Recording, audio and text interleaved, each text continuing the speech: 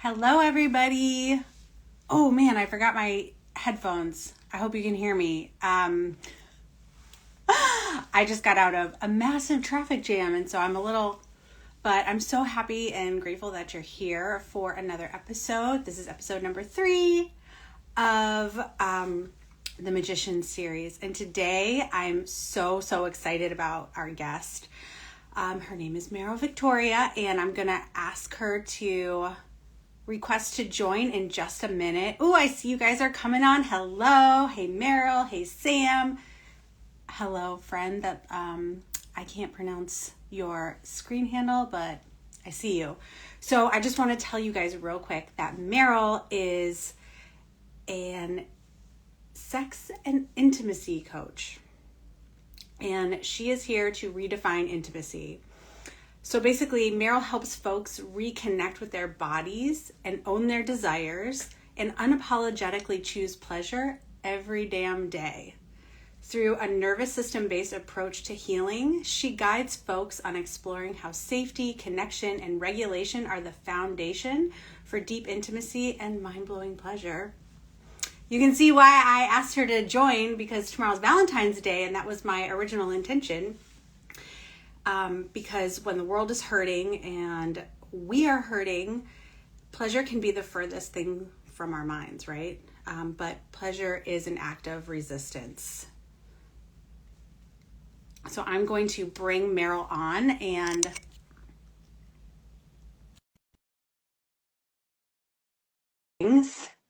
I really encourage you all to ask questions in the chat. I'm going to be monitoring it. Hello, Meryl. Hi. Thank you so much for being here. I'm so grateful for your presence. I'm so happy to be here. I love you. I love what you're doing here, and I'm like really honored and excited to be a part of it. So thanks for asking me. Yes, I'm so glad I'm seeing people coming on. I'm so grateful that they're here. And I just, again, if you're just joining, we have one of my favorite humans in the entire universe, Meryl Victoria, who is a somatic sex and intimacy coach. And I was saying that I had originally invited you to come on today with me because, this is Valentine's Day and the world is a dumpster fire, and being in a state of pleasure is really probably a challenge for everybody right now. It is. Yeah. And I think a lot of people can't make sense of how they're feeling right now, so like that takes up a lot of space.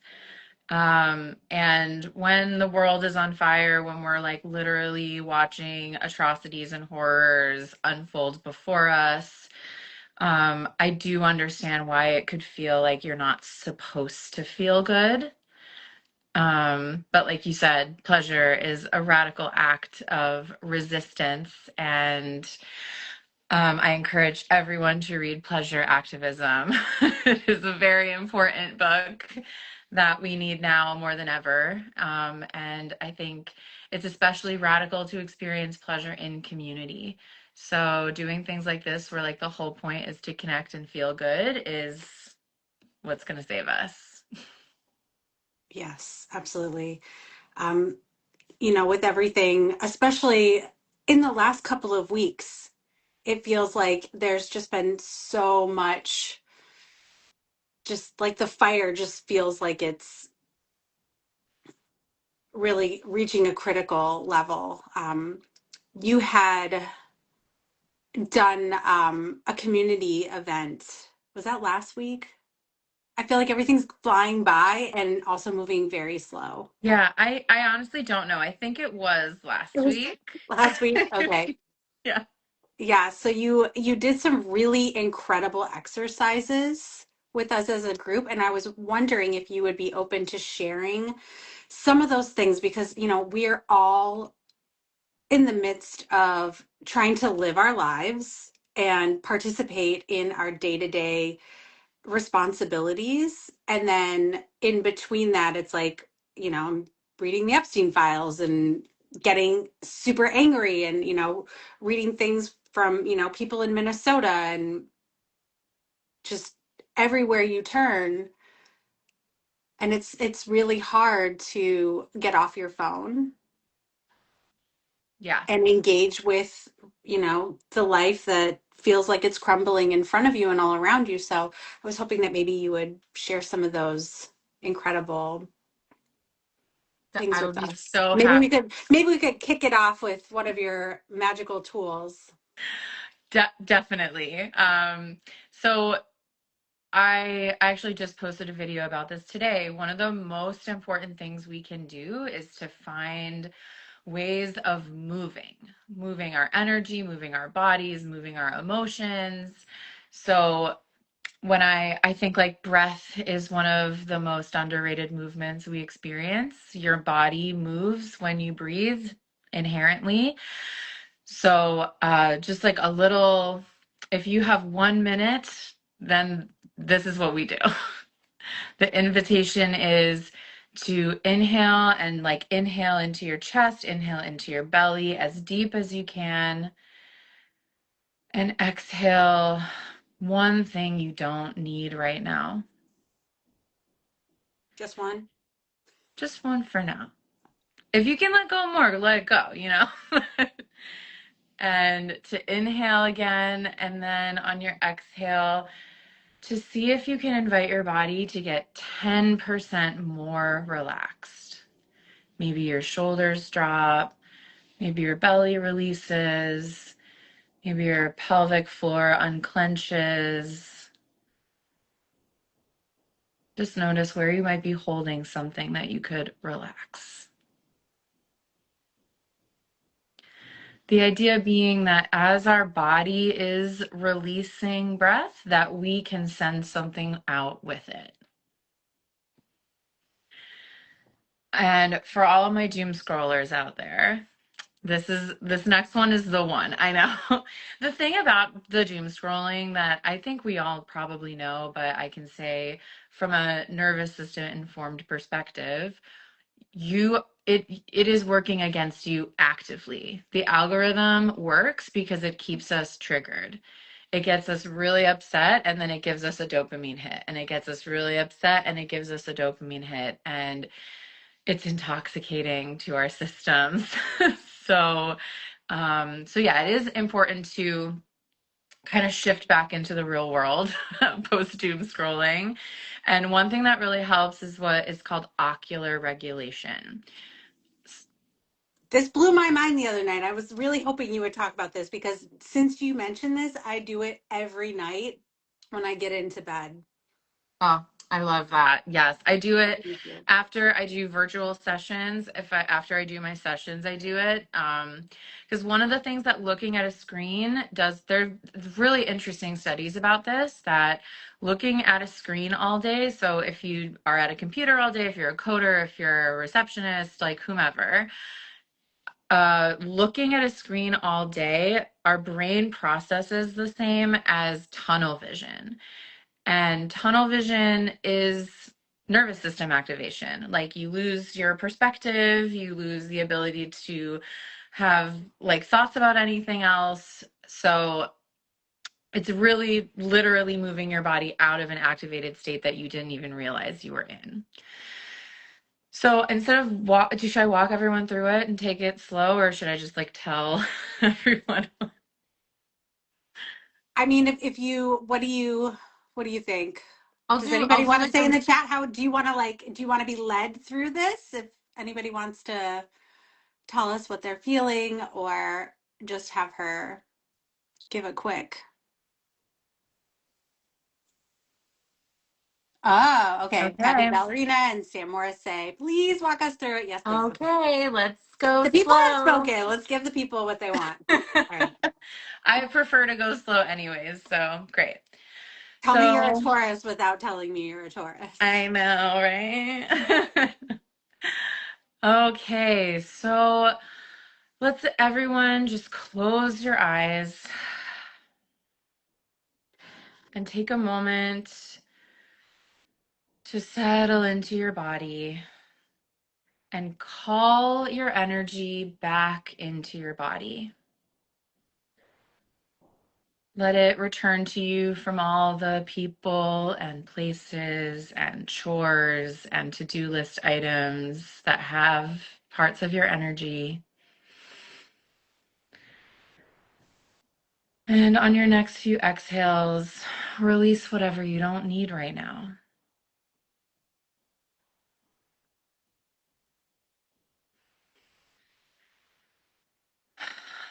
And in your mind's eye, imagine a horizon, any horizon, maybe at the seaside, or window of a cozy cabin, or the top of a mountain. Whatever it is, just let the image of this horizon come clearly into focus. And pay special attention to where the sky meets the earth.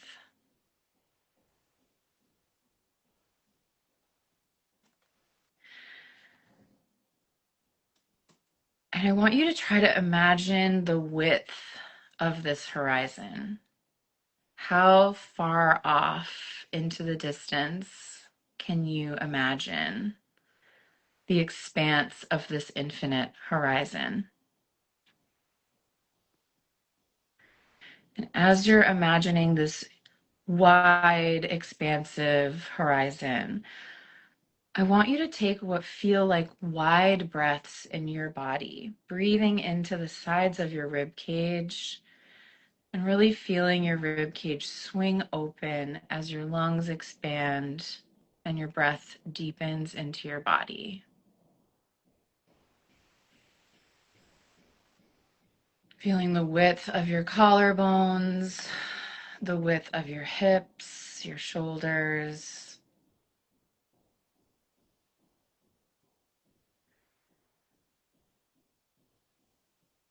And we're going to move into some guided movements of your eyes. So while keeping your eyes closed, we're going to move our eyeballs around a little bit. So take a nice deep breath in and exhale. And on your next inhale, with your eyes closed, look all the way up as if you were trying to look at the back of your head. And feel into the stretch of your eyeballs. Inhale and exhale, relax your eyes and let them recenter. And just take a nice little neutral breath here. And with our eyes closed, we're going to look all the way to the left. Feeling the stretch of your eyeballs as you look all the way left. Nice deep inhale into the stretch. And exhale, release and relax and recenter your eyes. Take a nice neutral breath here. And now we're gonna, with our eyes closed, look all the way to the right. Breathing into the stretch. Nice deep inhale here. And exhale, release your eyeballs, relax, let them find their natural center, and just take a moment to notice your body.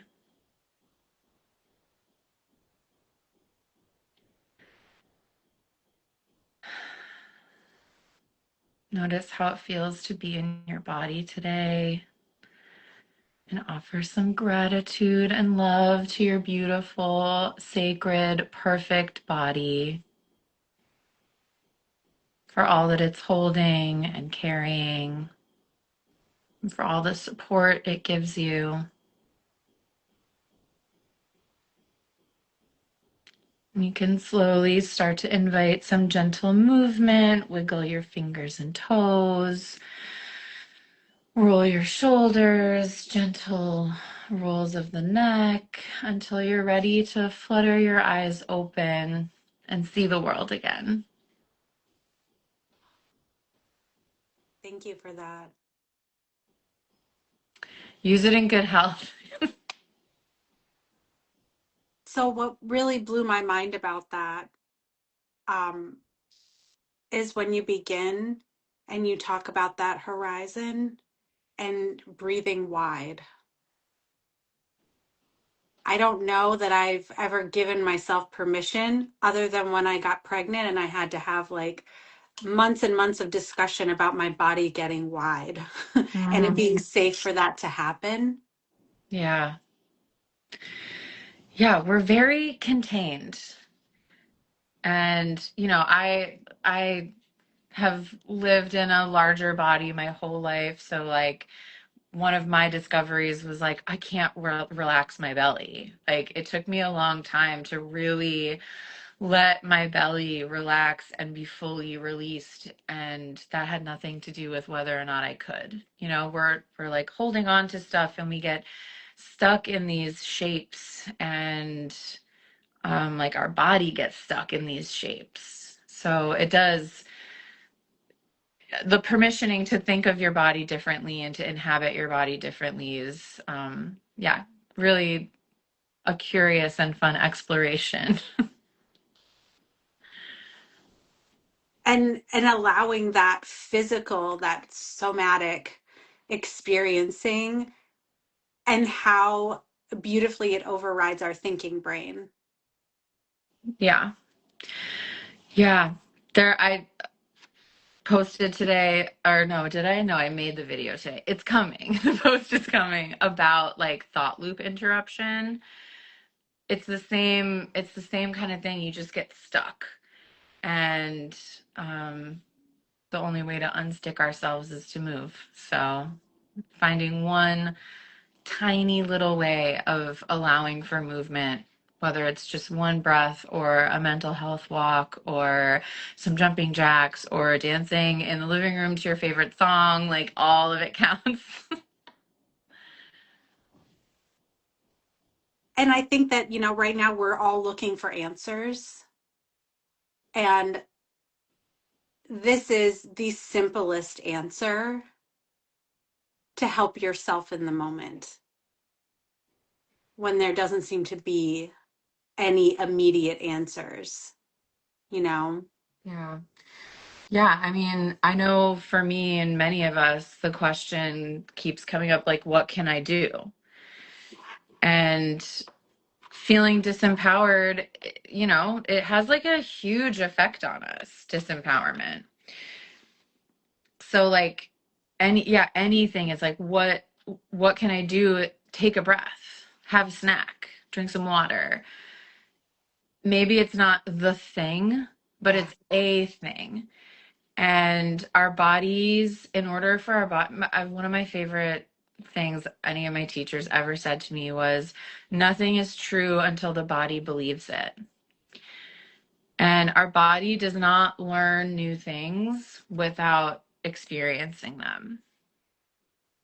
If you feel stuck, let me do 5 things that make me feel unstuck. And maybe I haven't, figured out the big thing, but it's proof to your body that you are more than just stuck. Yes. I love that so much. I before our chat today, I did this week I did a deep dive into Meryl, all things Meryl, and I pulled some quotes. You write a Substack Mm-hmm. that is so incredibly helpful. Thank you. And thank you. The latest one, Governance by Gaslight.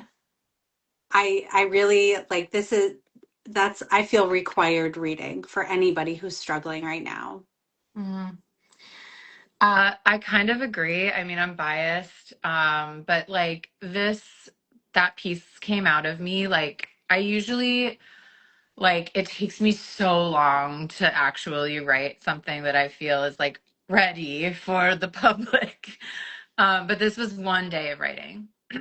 And just, it feels so true. It feels so alive. And even like in the post you made for the magician series, this magician series, like people were like, yeah, you I know, know, yeah, I want to read the one that like everybody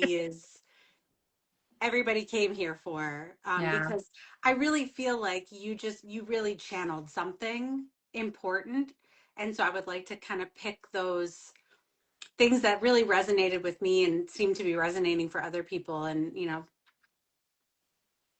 say it, reflect it back to you, and anything you want to add on to it.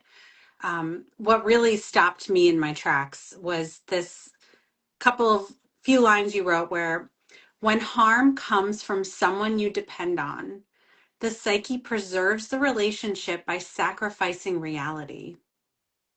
Knowing the truth becomes dangerous because it would break the world you believe you need in order to survive.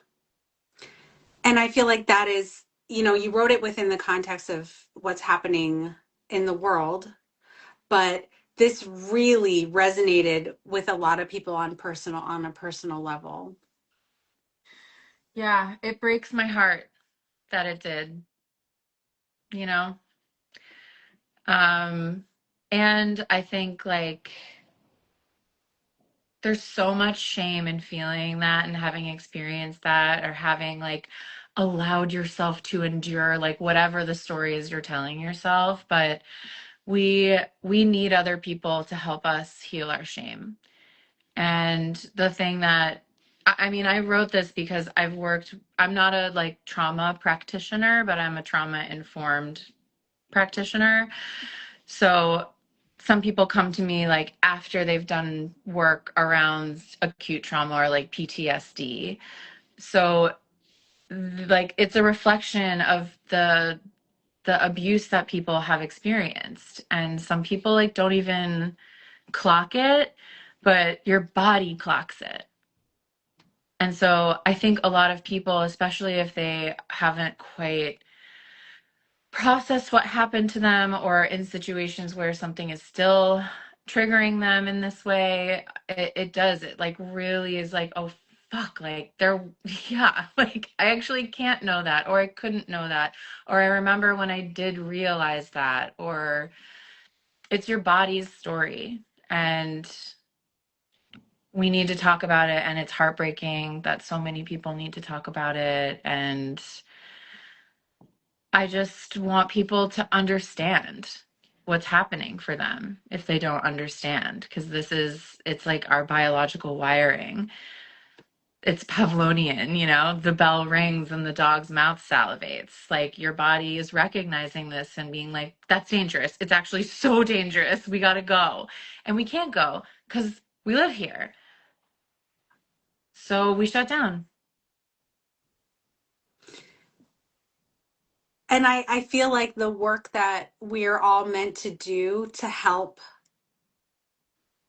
as a community to come together while our society's collapsing is this is the work. It's maybe not necessarily stockpiling canned goods, but learning regulation and repair without retaliation, which you said. I want to read this other quote that says, healthy relationships require the capacity to tolerate accountability without collapse,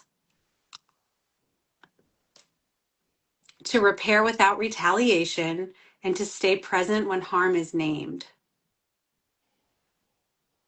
And I feel like we see examples of this every day, and you can see it. And when you're seeing somebody else experience it, it's very easy to have this perspective of like, I see exactly what's happening here. I see how both parties are in the wrong and both parties, are in the right in some way. And it makes perfect sense. But when you're like face to face with it, it's very hard repair is not easy, and we've been conditioned to not.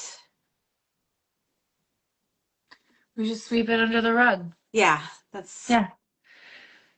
Well, it's like conflict feels dangerous to us.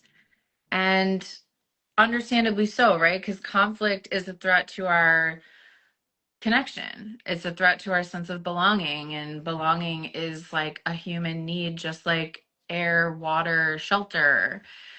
We're pack animals. We need other people.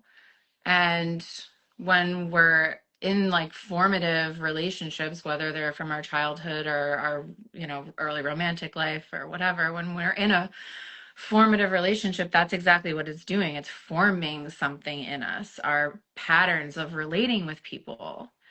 And that's our wiring. Like we don't have any, that's what I'm saying. We preserve the relationship, connection, belonging, the relationship above all else, because that person is going to help us survive.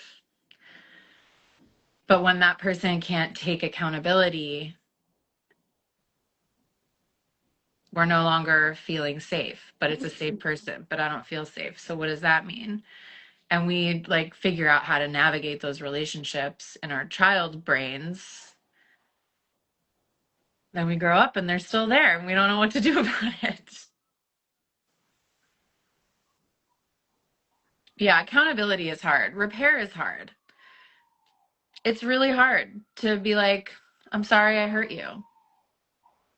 I see that I hurt you. We just saw this week in the Pam Bondi hearings. Survivors lined up behind her. All she had to say, I'm sorry my Justice Department failed you. But no. and that brings me to my next question, because um, in the spiritual community,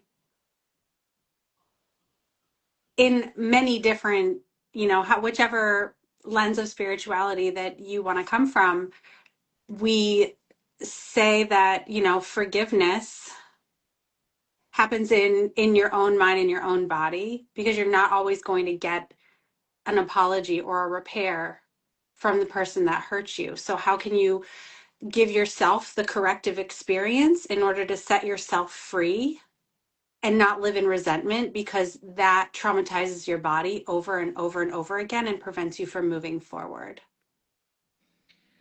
Yeah, forgiveness is a tough one too, right? Like it does, whether or not you forgive a person doesn't really affect them. Right. You don't have to, I don't have to forgive the people who have wronged me, but I have to forgive my attachment to needing the apology and holding myself back from moving forward. Because that's Yeah. another thing, is like a lot of people, they can't also see, there's a lot of shame. It's like in forgiving somebody else, there's also a self-forgiveness aspect layered in there. I think it's mostly about self-forgiveness. I do too. That's why I I think want it's, to talk about it. yeah, People hate it when I say it in when we do tarot readings, and they're like, I don't understand why I don't have this thing that I really want in my life. And it's like, that's the whole three of swords right there in a nutshell. yeah, yeah. It's these, I mean, I do a lot of internal family systems informed parts work, which if you haven't heard of, Yeah, tell us more. it it will help whatever ails you. Um, and that's just the thing, like we carry, it's like a part of ourselves, like a past version of ourselves that we resent for staying in the relationship, for not speaking up for ourselves, for any number of things. Because the shame is like, that's me, like that, it's a me problem. It's not, probably never was. And when we can hold those parts of ourselves with love and compassion instead of resentment and anger and frustration, it becomes much easier to be soft with ourselves. I I have forgiven so many Meryls. I love that.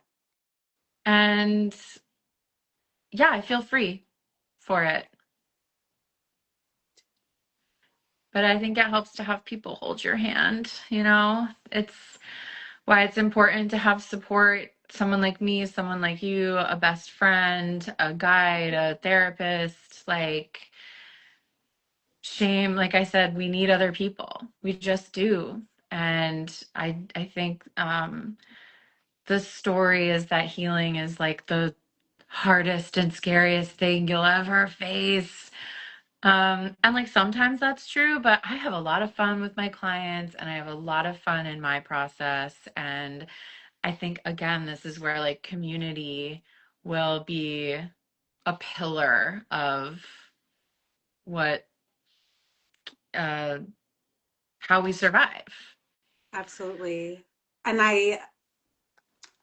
part of why I wanted to do this whole series with interviewing people and getting on the other side of it is um, in the midst of the world on fire, there are people that are stepping forward. It's really activating leadership in very heart-centered, trustworthy, matriarchal figures.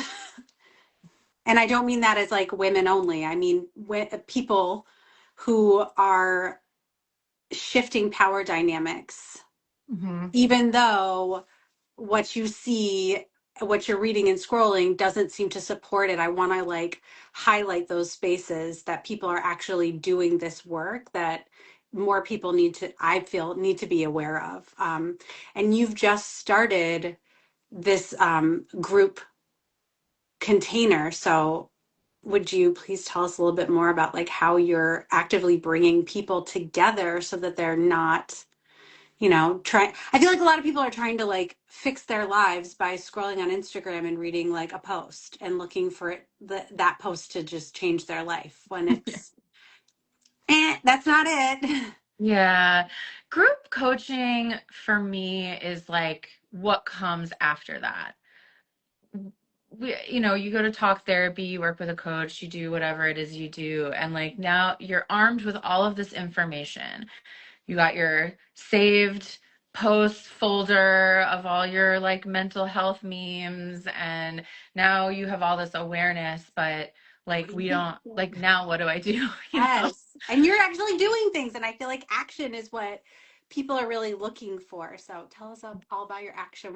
And I'm sorry I'm Yeah. drinking my smoothie. I'm like, No, please, please do. Please, always. Never apologize to me for nourishing your body. Um, yeah, we practice. Now we know, we're aware, so now we have to practice. And there are like facets of ourselves that we really can only explore in relationship with other people because relationships bring up our shit. That's like where our attachment stuff comes up. Our defensive parts come up, our combative parts come up, our negotiator parts come up, all the like, caretakers, you name it.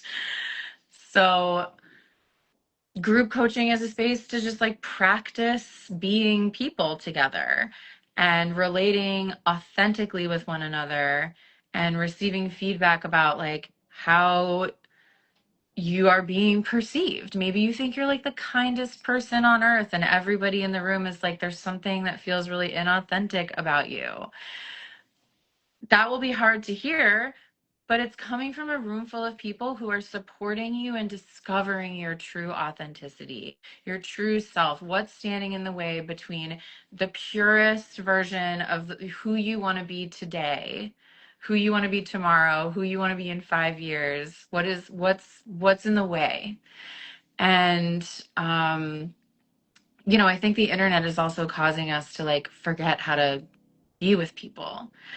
I feel an incredible sorrow for the generation of kids who were doing this kind of like self-discovery. They're in this self-discovery era in lockdown, like without other people, having to figure themselves out with not in relation to other people. Blows my mind to consider what that is going to mean for them. But yeah, I think like it's kind of like how to human 101, like how to be a person, how to be a person with other people, and practice all the memes. Put that, yeah, that's good marketing copy. Write that down. Yeah. Yeah. It, I mean, the relationship I'm in now is the longest and deepest and most intense relationship I've been in my adult life. And I am in my late 30s and I am learning so much about myself. As someone who is like, I think I'm pretty self-aware, I don't know, maybe, but as someone who I think is pretty self-aware, to the amount of new awareness I have just by being myself in front of another person all the time, like stuff's coming out of the woodwork. Yeah. And that's really speaks to back to your own words about your healthy relationships require the capacity to tolerate accountability without collapsing Mm-hmm. and to repair without retaliation and stay present when harm is named. Like I want to tattoo this on like my forehead. It's I Yeah. think about, and not just in intimate partnerships, but within friendships. Yeah, any relationship. And there's just a fear of intimacy in our generation and in generations that have come after us, that they everybody wants connection, but nobody seems to want feedback or rejection. Mm. And Yeah, there can be feedback without rejection and abandonment. yeah. Tolerating feedback, it's a skill. Like We need to there's practice. you have no reason to be good at it. So we have to practice. And I find that pretty much what it comes back to almost all of the time is the practice of staying with yourself and staying like in your body and staying in connection with someone else at the same time. Attachment and connection are, again, they're this natural human need, but so are individuation and autonomy. And balancing evenly on those two pillars takes a lot of practice. And the stakes feel really high in relationships that mean a lot to us, which is another reason group coaching is nice. Because, like, the stakes are low. We're here to fuck around and find out about who we are and how we are, and we'll see what happens. But yeah, like, it's, I think, really valuable to have a space to the laboratory to practice intimacy.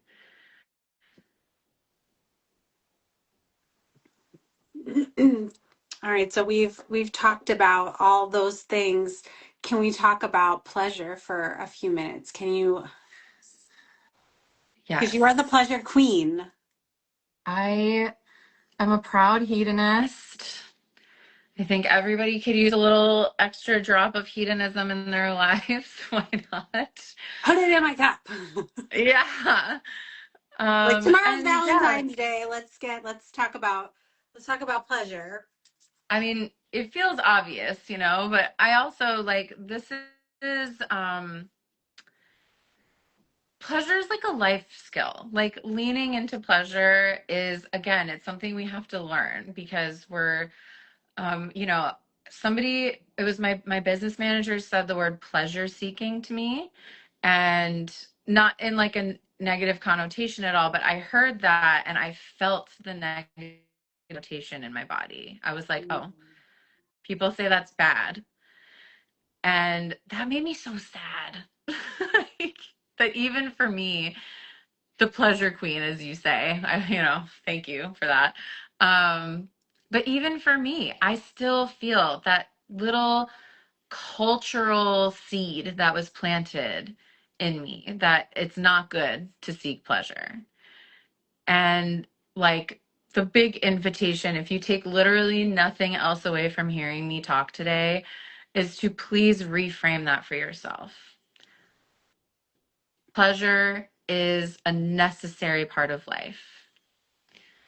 You have the capacity for pleasure. Everyone does. And the right to it. It is our birthright. You took the words out of my mouth. It is our birthright. I do not believe we were put on this earth to suffer. I do not. So I try to enjoy it as much as I can. And I think one of the most important things is like, especially if pleasure feels elusive, it's like, okay, now I have to do like a big luxury vacation or buy myself the $2,000 bag or some grand gesture, which like, I'm a Leo. if Give you me the got grand it, go for gesture. it. You want to send me on vacation too? Like, let's go. Yes. But pleasure can be so small. So like tiny little things that delight you. Like I have a little toy collection on my desk that makes me smile. And I feel even just the feeling, I could use some water now. The feeling of drinking water when you're thirsty. Like there's pleasure there. The I try to look at the natural light every morning before I look at my phone. That feels good. Doing things for yourself feels good. Like I get dressed by texture now. What like texture of clothing am I interested in wearing today? Not like anything else. I like that. And I want to like circle back to about dressing after, sorry, continue, but I want to go back to Yeah, that. but yeah, it's like little there it's actually all around you, and if you learn how to tune your system to pleasure, I think that's really the most life-changing skill of all. I tell this story about like seeing these carrots at the farmer's market. There are these heirloom carrots that were like all these different beautiful bright colors, and I was like, oh my God, like those are beautiful. I just can't wait. I just don't know what I'm going to do with them, but I need them. And I decided to make a beef stew, and preparing the carrots and cutting them and putting them into the stew and eating them. It was just like from top to bottom, the whole experience of me and these carrots was like a pleasure symphony. And Mm. it's so small, and it like it's so easy to miss. But if you're like, actually, like, how could I feel good right now? How could I feel better right now? How could I feel more comfortable? How could I possibly enjoy this precise moment a little teeny bit more?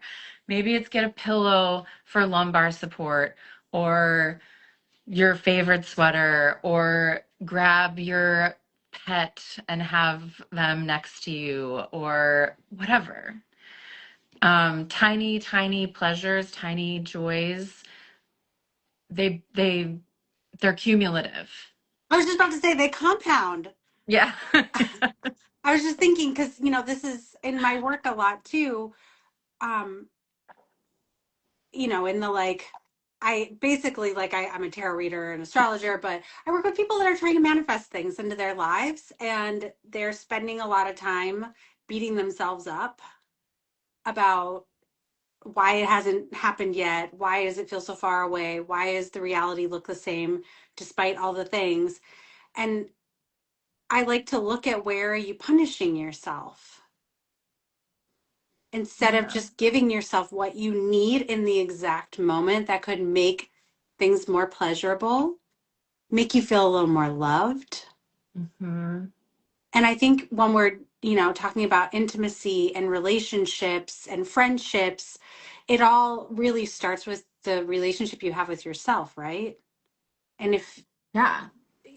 Like, another person isn't going to fix you, and you can't be waiting for external things to give you pleasure or make you feel more comfortable or safe or delighted.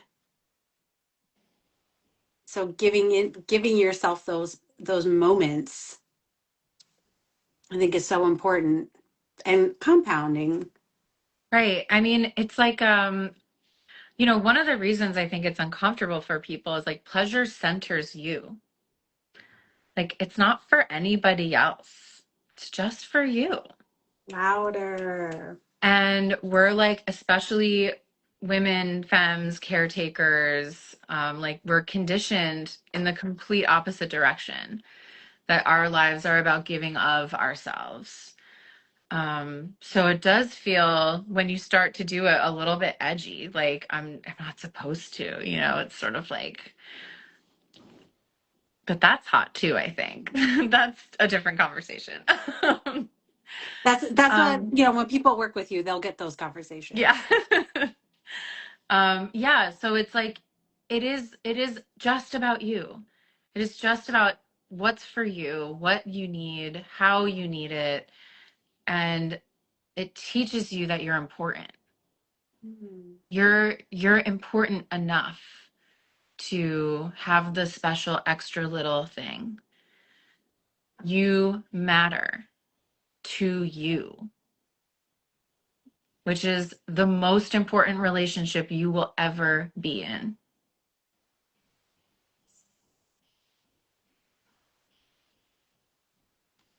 Hmm. Yeah. And that kind of weaves everything that we've been talking about together, really. Yeah, I mean, after doing this work, I do think I see now that like everything is connected. And I mean that very literally and also figuratively. But yeah, we're every every small action of love, whether it's in our direction and someone else's, like it is also nourishing to love other people.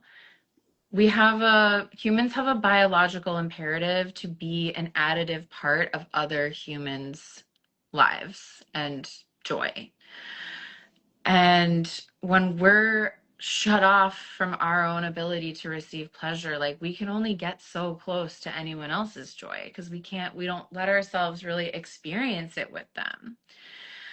So leaning in is good. What's good for the goose is good for the gander. It's good for you and it's good for the people around you, for you to feel good, for you to feel like a priority to yourself.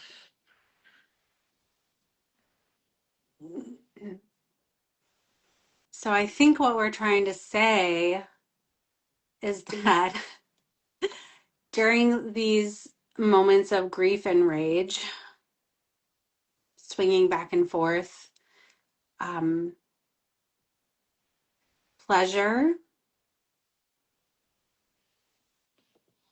is the antidote, movement is the antidote, or at least it's the step that gets you out of the spiral. Yeah, and I think to that point, like it is just evidence for your body that you feel more than just grief and rage, that you're still capable the full breadth of your emotional experience, that you are not stuck there. You might be there a lot of the time, but you are always more. Mm, I love that. Yeah. I just really, really want everyone to feel good. And it feels like a heavy lift in this precise moment in history. But I make my little cappuccinos every morning and I enjoy it every morning, no matter what is on the news. And I take my little breath of fresh air once a day, no matter what. And I get on the floor every day, no matter what. Even when everything in me is like, I don't want to because I know that it's an act of love. All we can do is love ourselves well and learn every single day how to do that a little bit better.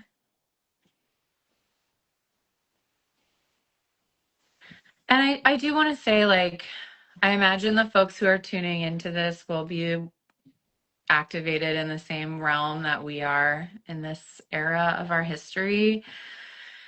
And something that really helped me in a part of my process was to hear that, like, if you are triggered right now, if your past is infiltrating our present, if you feel immobilized, it's okay to be where you're at. And for some of us, like, our job is just to take care of the parts of us that are freaked the fuck out right now and find some kind of familiar sense of groundedness in your body before you try to do anything else. Mm, that's beautiful. Thank you. Yeah. I just want to take a peek at the chat because I see everything moving around. Sam said earlier that she loved and appreciated your metaphor of a laboratory. Mm. And then she said, based on what you just said, it's another way of being able to feel some sense of self-control, being able to pause and think, how can I make this moment a little bit more loving and pleasurable? And then it trickles out to everyone else. Yeah. Thank you, Sam. Well, this has been wonderful. If anybody has any other comments or questions in the chat before I let Meryl get back to her day. And we can do a little closing breath together too. This is my everyday breath. I do this multiple times a day, every single day. I cannot recommend it highly enough, especially in grief rage space or like after I've had a big expression of grief or rage. This is a really good one. This is called the physiological sigh. I do this with my husband. We do this together when we're like having a moment. He'll do it. I'll start to hear his like breath slowing down and I know it's coming. And it stops both of us in our like track of this conversation isn't productive. And like we do it together. So I'm really excited and I was hoping you would do it. Yes, what it does is it mimics what the body does naturally at the end of crying. So it sort of has this natural energetic of releasing energy. So it's very simple. We're going to inhale twice through the nose and then exhale through the mouth. And if you want to like exhale with a little sound, I always encourage some sound. So we'll release all the air that's in our bodies and inhale through the nose. Inhale again through the nose. And exhale through the mouth.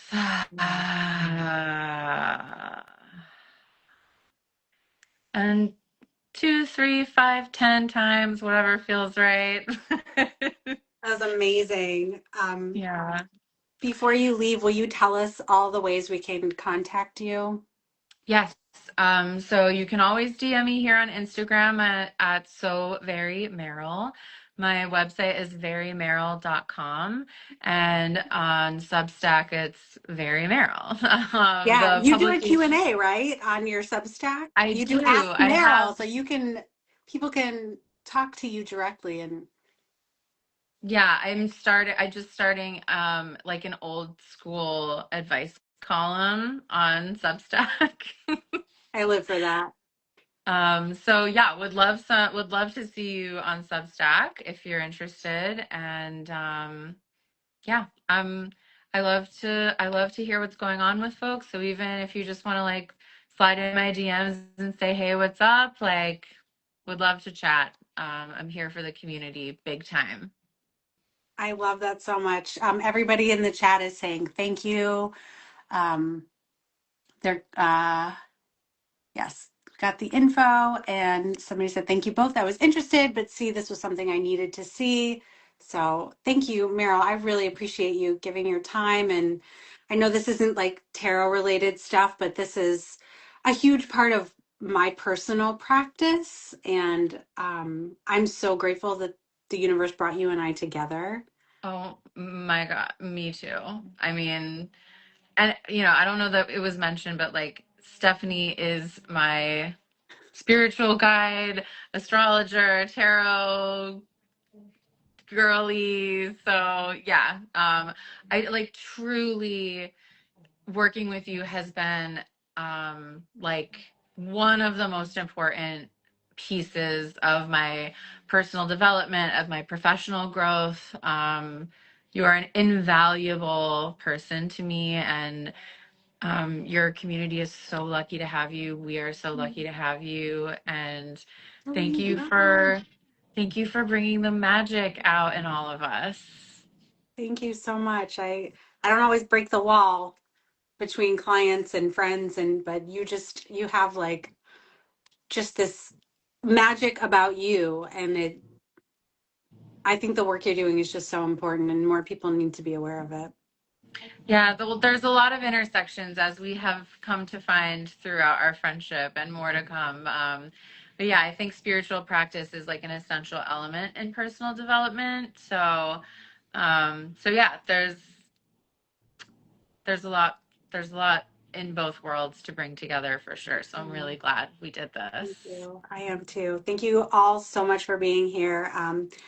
This will be live, so you can, if you're just tuning in and you missed the conversation, you'll be able to watch it back, and I'm going to post it on YouTube as well, and all the links to find Meryl and read her Substack and be part of her old school advice column. Thank you so much, Stephanie. This is awesome. You're the Yes, best. I love you. I love you too. Bye, everybody.